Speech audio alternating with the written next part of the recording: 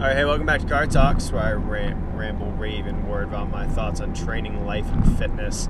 Thinking about today, active versus passive mobility.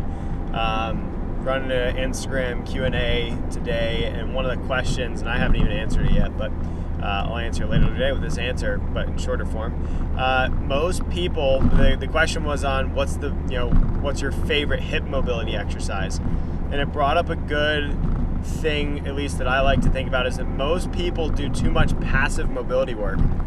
They foam roll, they stretch, they do like banded distractions, but a lot of people don't go through active mobility work. And when we look at range of motion, you have two main variations of range of motion. You have passive, which is basically how well can you get into a range of motion without any muscle activation, right?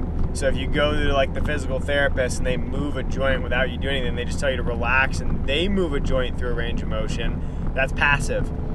But how well do you actively move into a range of motion, right? And I think a lot of people forget that if you only go through passive ranges of motion, you can unlock a little bit of active range of motion, but you're not going to get into that full ability, right? You're not going to get all of the active range of motion you can.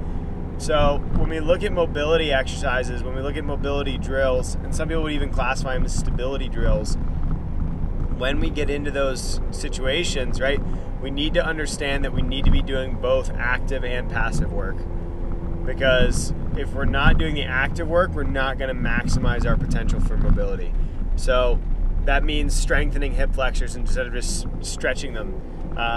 That means going through some actual shoulder extension and shoulder flexion instead of just stretching the daylights out of our lats and out of our pecs and out of our traps and things like that. We need to move into some active ranges of motion as part of our mobility regimens. So just something to think about this morning, because I think a lot of times we get too caught up doing passive work and not enough active work. So just something for you to chew on, think about today. And until next time, we'll see you in the passenger seat.